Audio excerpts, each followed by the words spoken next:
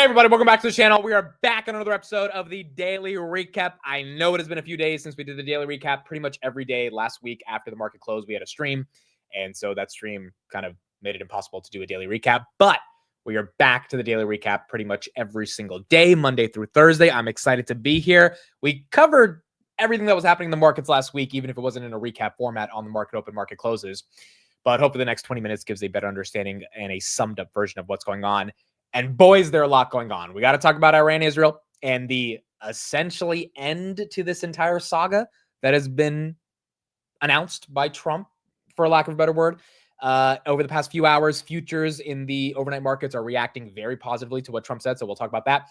Tesla Robotaxi is officially here, and the Robotaxi gave Tesla a bit of a 10% pump today because the market is pricing in what the future will look like with autonomous vehicles. And then we have a variety of headlines across the entire market around Apple, Google, Amazon, and HIMS, which took a nasty little beating today, down about 35%. We'll discuss what's happening, why it's happening, and go deeper into my thoughts on everything in the markets. Thank you all for being here. Daily Recap.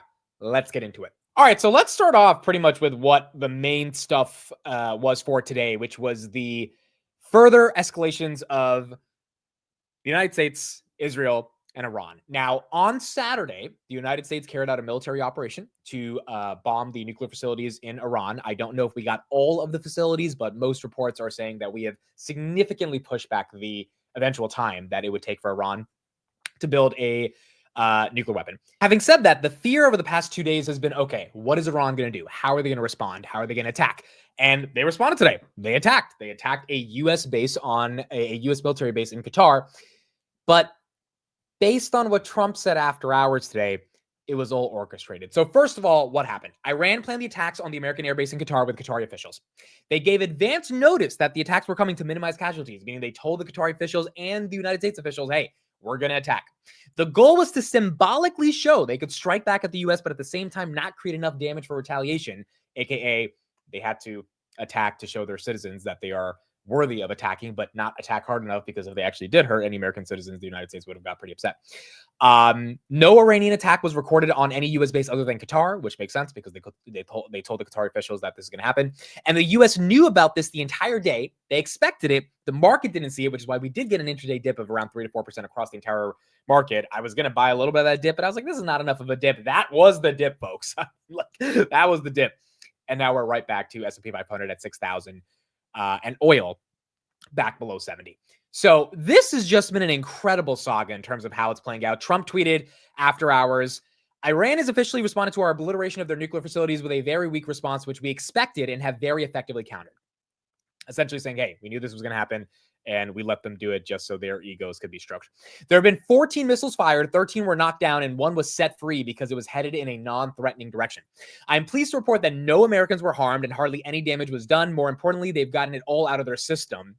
Literally saying, hey, they just need to get it out of the system. And there will hopefully be no further hate. I want to thank Iran for giving us early notice, which made it possible for no lives to be lost and nobody to be injured. He is thanking Iran for not for attacking us, but attacking us in a way that wouldn't hurt people. I mean, this is just incredible, bro.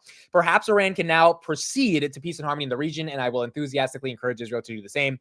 Thank you for attention to this matter. That helped futures go up, but what really sent futures up after hours is a long post by Trump essentially saying there's a ceasefire. So he wrote, officially Iran will start the ceasefire, and upon the 12th hour, Israel will start the ceasefire, and upon the 24th hour, an official end to the quote-unquote 12-day war will be saluted by the world.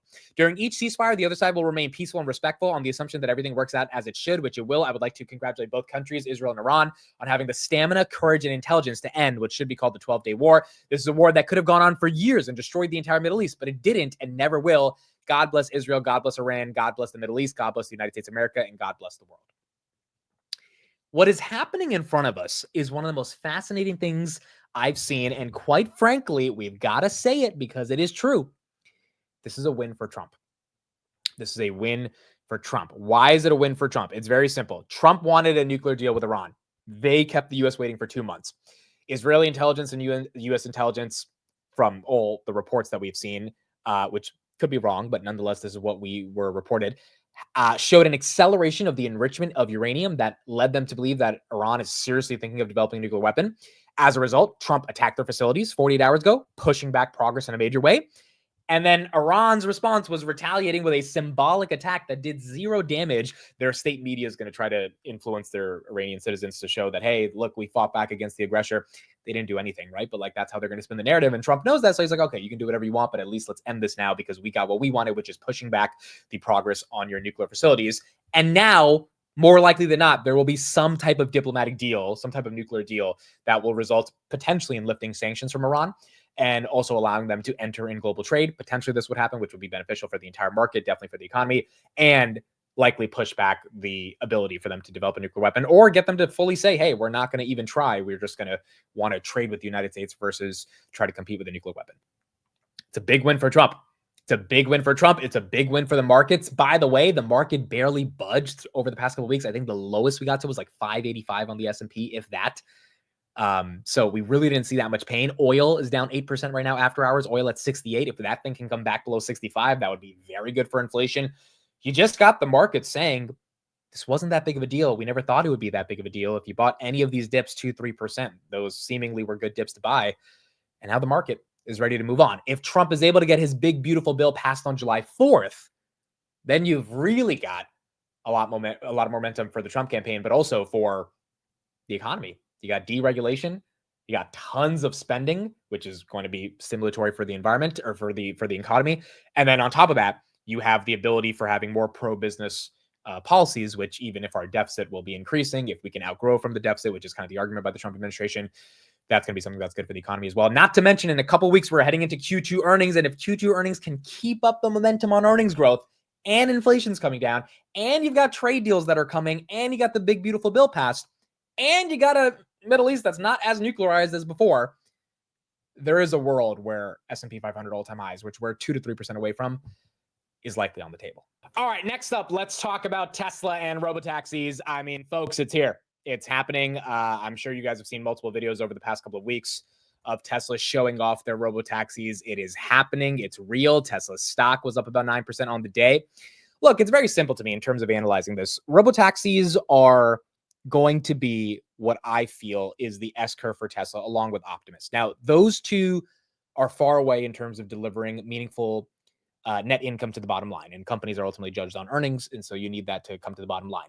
However, the reason the company's probably going to have a crappy earnings in the next few weeks, but the stock, I think, is not really going to get hit that bad. I mean, it could fall back another 10, 15%, sure, but one of the reasons I think the stock is holding these levels and why it was up 9% on the day is because people want to bet on the future. People are seeing the future in front of them. And based on all the content that was put out over the weekend with all these Tesla influencers getting invited to Austin to then be able to try out the Robotaxi, it seems like the future is here. The experience was incredible for a lot of these people. The user interface on the application, pretty simple. A lot of people have been saying, well, what about Uber? It's like, well, it's not that hard to build an app and then just like turn on a bunch of vehicles in the network and then people download the app. Pretty simple to get people to get distribution to the product. And then the actual experience itself of people driving. There were some, you had to sit in the car with someone who was designated to be there. So it's like, it wasn't a perfect solution, right? There was only 35 of them in Austin. But the point is, it's here. For 10 years, Tesla Bulls have been waiting for this moment. And this is here. I went from Boston to New Jersey to Boston, 5 hours, no interventions on FSD. The reason I was so excited about that experience with FSD and I made that video and Elon reposted it was because I could not believe that for 5 hours, I did not have to touch the wheel. It was just incredible. And it showed me who was a skeptic of FSD 2 years ago. If you see some of my content from 2023, I didn't even believe in the concept of self-driving cars. Now I'm like, wait a second, the level of productivity that it provides you. I know right now you have to like look at the road and you can't be on your phone or anything, but mental clarity, productivity, the freedom to just think and not worry about having to take the exit or make the left turn, and then eventually being able to be on my phone and not worry about anything. That is the future. And that is a future that I think is going to be exponentially larger than what most people think, at least in the beginning stages of how it will impact people and their ability to simply be more productive. I pay $99 a month for FSD. I would cancel my Netflix subscription before I cancel my FSD subscription. It's just that simple. I don't want to be in a car where I have to drive anymore when I've gotten used to a world of not driving. So if we talk about that at scale for Tesla, Elon says by the end of 2026, there will be hundreds of thousands of vehicles on the road. Maybe he's wrong about that, but what if he's not? And if he's not, and you've got Cybercab production starting, and then you have these affordable Model Ys, Model 3s in terms of the next-gen vehicles launching from Tesla, and you have the regulatory clearance to then flip on a switch, and across the entire country, millions of vehicles will be turned on into this Robotaxi network. The bear case for Waymo or some of these other self-driving companies is that they're not going to be able to compete because they use LiDAR versus neural nets, or they're not going to have the scale to compete. Now, look, there's a lot of arguments against that. And this is why I think the earnings from Robotaxi is not going to lead to Tesla's bottom line anytime soon. However, the essentially hype, but another word for hype would be the belief that it's going to play out in the future, is what's getting people excited. And I can't argue with people on being excited about that. I mean, in the technological revolution that we're in right now, when it comes to AI, yes, valuation matters. Yes, entry and exit points matter as well. And I think Tesla is aggressively valued in terms of its multiple. But you can't blame people for saying, hey, I don't want to bet on Microsoft. I want to bet on the thing that I can see will 20x, 50x, 100x in front of me, not in terms of the stock, but in terms of the just pure value of that product, which is the real world manifestation of AI. In this case, it is a Robotaxi versus a Optimus. And Tesla has two of those things, humanoid robot, self-driving car. I mean, those two theses alone, when Elon says, hey, we could beat 20 trillion, I know it sounds crazy, but if he's right about it and it works out, like there's not going to be as much competition for him to scale because it is going to be a winner takes all in terms of the best product. Now, that doesn't mean Waymo goes out of business. That doesn't mean some of these other companies in BYD, China, they're working on this stuff as well. I get it. But it does mean that if Tesla has the cheapest cost per mile and they have the best experience, because I've been in a Waymo before, horrible price, horrible experience. It's just not fun getting into that Jaguar versus getting into a Tesla. I think they are going to run away with this market. So I think it's far away, at least a year and a half in terms of meaningfully contributing to their bottom line. I think the street's not going to care. They're going to price in that future growth. And when that growth comes, it's going to get an even more aggressive multiple. So from that perspective, huge congrats to the Tesla bulls. Tesla's a part of my portfolio. It's not the biggest part of my portfolio. I've been waiting this entire year to see when do I really aggressively get in. And the opportunity hasn't come in yet, but eventually I do want to make this like a top 3 position in my portfolio because it's just pretty obvious how this is going to play out. And I don't think you bet against Elon. Are there a lot of other risks to Tesla? Yeah, like the valuation, the deliveries are probably going to be horrible, but that was the narrative on Q1 and nothing really happened. Now the stock's trading at a much more aggressive multiple. So obviously, we have to look at how this plays out, but it just feels like this is the future. And if this is the future, then Elon's going to run away with this in terms of his ability to execute, if you believe in Elon. And based on what they showed off over the weekend, it just seems like this could be one of the most incredible AI products of our lifetimes. And Tesla, as a stock, will probably get a lot of value because of that future. Next up, we got the Fed. So some quick Fed talk. The Fed's getting a little bit more bullish on potentially getting some of these rate cuts. And the reason for that is because you had two Fed presidents, Goolsbee and Bowman, that came out today and said, we kind of think cutting is not the craziest idea, especially in July. And this was really important because the market's basically writing off a July chance for a cut. I think there's like a 10% cut or 10% chance we get a cut in July. Likely not going to happen. I'm still of the belief that we're going to get it in September, going to be very similar to what happened in 2024. But remember, in September, Jay Powell said we should have cut in July. Explicitly, he said we probably should have cut in July. Will they make the same mistake? If you even want to call it a mistake, I mean, time will tell, but it kind of feels like they might caution or at least hedge going into the fall by cutting in July. So Fed, Michelle Bowman, president, said, it's time to consider adjusting the policy rate. And then she said, I'm open to cutting rates as soon as the July FOMC meeting, which is next month, if inflation pressures stay contained, which, I mean, based on all the data we have right now outside of this like temporary spike in oil, it does feel like we are going to get inflation to be tame. CPI, PPI is down. This is the first CPI we're getting and PPI we're getting with the tariffs in effect. I don't know if the tariffs are going to have that much of an impact, but if they don't, Jay Powell's been, saying the tariffs.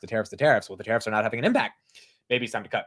Goolsbee said broad agreement that the central bank independence is critical. We won't get in a partisan battle over Fed policy. Now, Trump on Friday did say he's reconsidering if he should fire Jay Powell.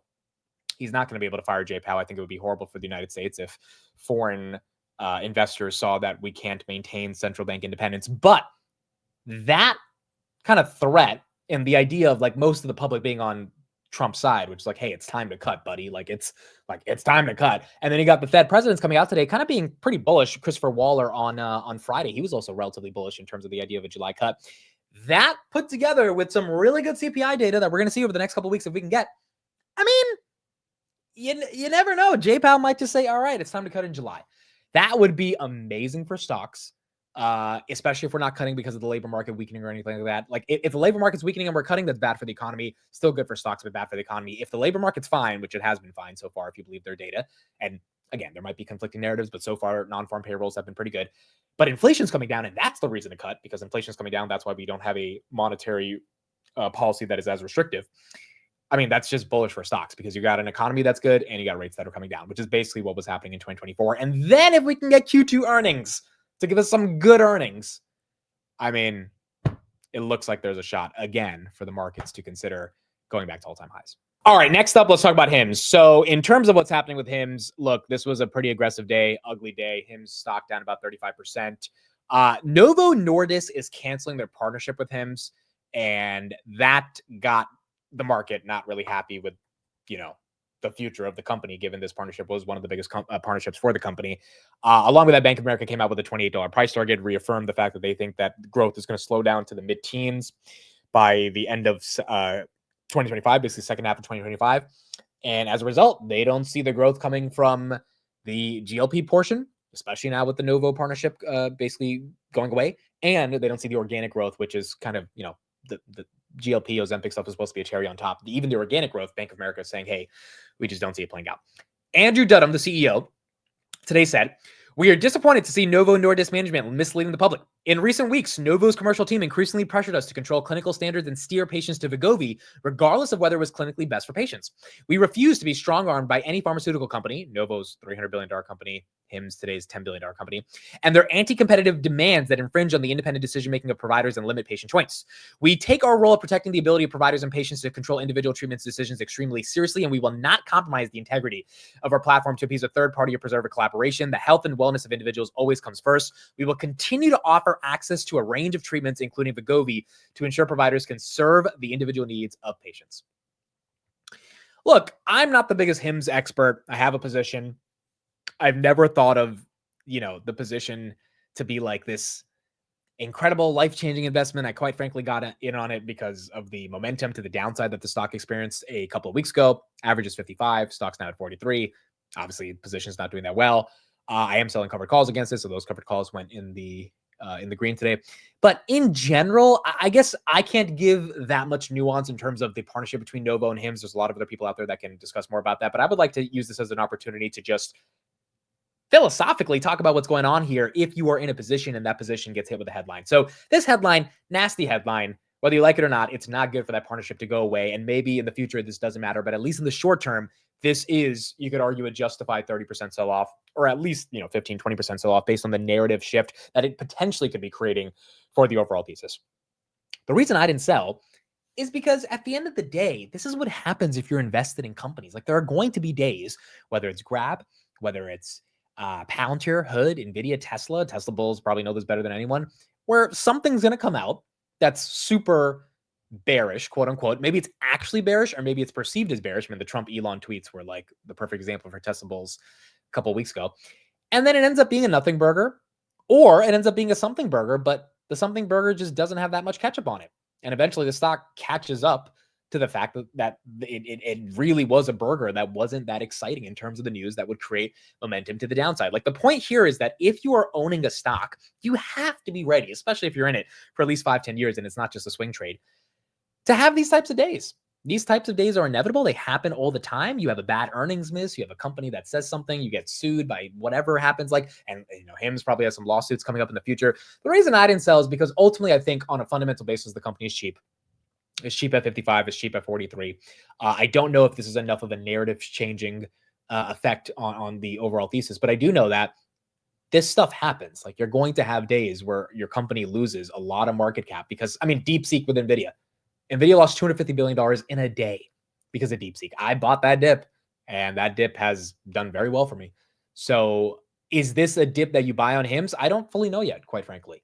But is it a narrative breaking, is it a thesis breaking narrative that fundamentally denies the ability for the company's growth aspect, given it's only a $10 billion company, to be manifested over the next decade? I don't think so. I think that's a bit aggressive. I think they're going to be able to move on and do stuff even if they don't have the Novo partnership. And I think that the focus on Ozempic is not necessarily the Netflix of health thesis that I've been pitched by many bulls before, which, am I skeptical of that? Sure, because I don't see HIMS like as a full-on tech company that has the operating leverage that tech companies do. But do I think they can get there? Yeah, I think that's possible, particularly because of their brand loyalty, their customer base, their marketing, which a lot of money they make in revenue they spend on marketing. Eventually, those costs should decline over time if they're able to build that user base that is so sticky. Could this hurt some of their user base, and could this hurt some of the trust they have with their users? Sure, that could also happen. Like, there's tons of risks associated with this. But today's the day where you have to ask yourself, do you really believe in the company? And do I really believe in the company? Not to the Palantir Hood NVIDIA level of belief I have, but it's also not something that I bought that I was going to sell if it falls 10 or 20% because that's more of a trading position. Like originally when I bought HIMS at 28 and sold at 40, I literally had no clue why I bought it. I just bought it because my friends were saying to buy it. And I bought it and I like, all right, made some money. I'm good. But the reason I bought back in after I went to 65 and then fell to 53 is because I was like, okay, here's my opportunity where I get entry. This is obviously a volatile name, so it's good for covered calls. That's one reason. And number two, it is fundamentally cheap after spending the past month listening to multiple podcasts going on HIM's house and understanding what is the bull case and then in comparison to its valuation in a market where a lot of things are not that cheap. HIM's just got 30% cheaper. So look, from that perspective, I hope this is helpful to anyone who's in the name or anyone that has a name that will experience a downturn. These days are inevitable. And like the pain of being down 30% on a position, to me, you get desensitized to it at some point. Like all of us were down pretty badly during the April tariff drama. And sometimes an individual stock will be singled out, like when Trump and Elon were going back and forth on Twitter and the Tesla bulls that are very, if you're heavily allocated in that, you have to see a lot of your net worth just disappear in seconds because of a tweet. And that was like a black swan event on Tesla. Who thought Elon was going to tweet that? Who thought this Novo partnership would end overnight? It is what it is. It happens. If it's a fundamentally strong company in the public markets, they will be rewarded with liquidity that exists in the public markets based on earnings growth. And if you believe this is a thesis breaker for the earnings growth potential of HIMS over the next decade, you sell, you get out of it. You cut your losses, take a tax loss harvest, and you move on. If you don't, you either buy the dip because of your conviction. You could also sell a put. The put premiums are amazing. You could sell a put at $40 for a month from now or $35, get paid a certain amount of money. I think the example we did in the market open was if you sell a $40 put, you get paid about 5% on your money, which means you have to take $4,000, 100 shares times 40, collateralize it. You get $250 or $230 in premium. If HIMS goes below 40, you then execute and you have to buy those 100 shares at $40. Your cost basis is actually $38 because you got $200 of premium. So 40 minus 2 is 38. If it stays above 40, you use that 4,000 to yield you $230, which is a 5.8% return on your money. So there is a world in which you can make money off the stock even without buying the dip, surely by just selling puts on the name. And then if you do have to buy it, you should be happy to buy it because that's the only reason you should be selling a put. You should be happy to buy it at a certain price. So you either buy the dip, you can sell a put, or you can just wait and see how the thesis develops and keep going from there. Like, I don't think it's that complicated, but the number one thing you have to ask yourself is, do I believe in this or not? And if you do, you take advantage. If you don't, you move on. So I think we'll get a lot more details over the coming weeks on what's going on with this entire saga with Novo Nordisk. I'm sure there's going to be plenty of updates in regards to lawsuits and all that stuff, but I'm not selling. I have no plan of selling. I don't know if I want to buy the dip yet because I just am not that educated on what's going on. But I think philosophically, this is inevitable. When you have any type of a stock, you will see some random drawdown. It doesn't have to be 35% down on the drawdown, but it could be 10% down, 5% down, 15% down for whatever reason. And you just have to be okay with dealing with it if you believe in the company long term. Okay, next update. I have a new trade. I made a new trade. I want to let everybody know what the trade is. I am in UNH. So I bought UNH. Very quick thesis. I'm going to link my Twitter post in the description for those that want a little bit more analysis from it. Not going to go super deep into it right here, but very simple thesis. Insiders are buying it.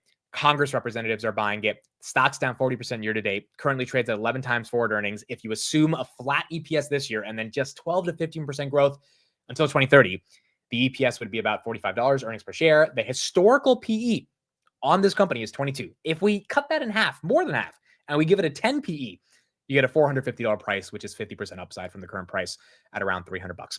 UNH to me is kind of a little bit of a hedge. My portfolio is so layered with Hood, Palantir, NVIDIA, Tesla, Rocket Lab. There's so much growth. By the way, Rocket Lab, great day, up 10%. My 2,100 shares are very happy for Rocket Lab. But I don't even know why I was up 10% today for Rocket Lab. Great stuff for ASTS and Rocket Lab. Space names definitely caught a bid. There's so much growth that I wanted some value. And I think UNH is a deep value play. Now, it might be a value trap, but I think it's more deep value than value trap, just given the sheer amount of free cash flow these guys are doing. And then the ability for them to eventually expand the multiple that probably shouldn't be as bad as what it is right now. Now, there's a narrative issue with UNH, which I get, and I'm not the most educated on that narrative. And maybe that narrative ends up making the stock go to zero.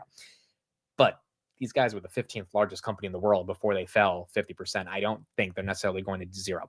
The option strategy I did was a call debit spread. I bought the 420 call. I sold the 460 call, both of these for December 2027. The width of the call, 460 minus 420, is the max profit, which is $40.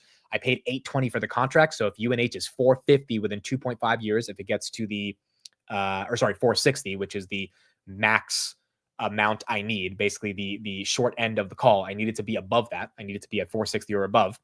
Then I can generate the maximum number of profits, but I do have to wait 2.5 years. So I have a long time for this to play out. But if that does happen, because I paid 820, the width is 40 divided by 820, it's essentially a 5x return on my capital. So I only bought 8 spreads or 10 spreads, about $10,000. Could turn into 50,000 if UNH goes up 50% in the next 2.5 years, which I think is a decent amount of time. I mean, I'm buying a lot of time, which is how I tend to do these leap trades. I want to be, 2.5 years into the future, at least 2 years into the future. And if UNH recovers 50% from here, it would still be below 30% its all-time highs, and my money would 5x if I'm able to get UNH above 460. So that's a strategy. And if you don't understand the option strategy that I just described, it's called a call debit spread, where you buy one call, you sell one call against each other. Jason and I will be doing options 301. I'm going to link options 101 in the chat. So for anyone who wants to kind of get a preview of what options look like, you can listen to those 3 hours of it. And then 301 will go deeper into it. But yeah, to me, it's a relatively de-risk strategy if I'm right about the stock. Maybe the stock goes nowhere for the next couple of years, but if it kind of recovers to basic levels, I think UNH should be fine. The other reason I like it is because in 2026, if we have a recession, people are going to leave growth and they're going to go to defensive plays. UNH healthcare is defensive and it is undervalued on a lot of metrics, which means it might be the most undervalued defensive play in the market, which means they're going to catch a bid if we do get into a little bit of a growth scare going into the next couple of years. So from that perspective, I think the trade makes sense, and we will be covering UNH and kind of see how this plays out over the coming weeks. I know a lot of you guys are in this trade as well, so let me know your thesis if you're in the stock. Again, there probably are plenty of bear cases to it, but I just think from the numbers alone, this could see some upside if the market ultimately moves on from all the headlines and just looks at the pure profit metrics for this company. Okay, final update for the day. Robinhood is having a crypto event pretty soon, June 30th. Very excited for their crypto event. Kathy Wood did some shopping today. She bought 319,000 shares of Hood, 130,000 shares of AMD, 112,000 shares of Shopify, 65,000 shares of TSM. She sold 415,000 shares of Circle, which was up another 10% on the day. At one point, it got almost to $300. So she's selling an IPO that's 7x to diversify. I like it. And a lot of people bag on Kathy for her certain moves. I like selling Circle to be able to diversify into different investments. Robinhood is now introducing mortgage rates, which is really exciting. We saw this on Friday. Vlad confirmed it himself. They're going to be getting a referral fee for recommending a discounted mortgage rate, which is not the exact mortgage rate you're going to get, but if you go through their service provider, you get $500 in credit and you get a discounted rate. By the way, if you want to bring your portfolio back to Robinhood from Schwab or Fidelity, they're giving you 1% to match and then 2% on the retirement by July 7th. So if anyone has wanted to come on Robinhood, they are now officially giving you some money to come to the platform. I think this is amazing because number one, it makes the product more sticky. It means more and more people will be integrated with Robinhood. Number two, you have to be a gold subscriber to get this discounted rate. So I mean, if you become a gold subscriber, that leads to more net deposits, crypto trades, all these different things they could be doing on the platform that is more beneficial for the average revenue per user. Number three, it shows the diversification of this company. I mean, if they're able to meaningfully find a way to monetize every user they have outside of just options and crypto, which is the most juiciest way on how they generate revenue, this becomes very exciting for Robinhood. Very, very exciting for Robinhood. So I think from that perspective, it's a strong product. It's a product that makes sense. It's a product that has the potential to succeed. It's also incredibly sticky from the perspective of, hey, I'm going to be 28 very soon. A lot of my demographic in their 20s and 30s are on Robinhood. We haven't bought our first property yet. If I'm in the business or in the market for buying a property in the next couple of years and Robinhood's offering me a discounted mortgage rate and I already know them, I have so much brand affinity with the company, why wouldn't I go through Robinhood? So I just think this is a product that can really work. They have a crypto event coming up on June 30th. I think that event is going to really show people what they're aiming to do in crypto. And from that perspective, super bullish Robinhood. All right. Goodness gracious. All right. That's it. Slap the crap out of the mic. That's it for me. Thank you everybody for listening and watching. Appreciate it. I'll see you guys tomorrow on the market open, market close. Means the world for everyone joining every single day. Daily recaps are back. I'll see you guys tomorrow. Bye, everyone.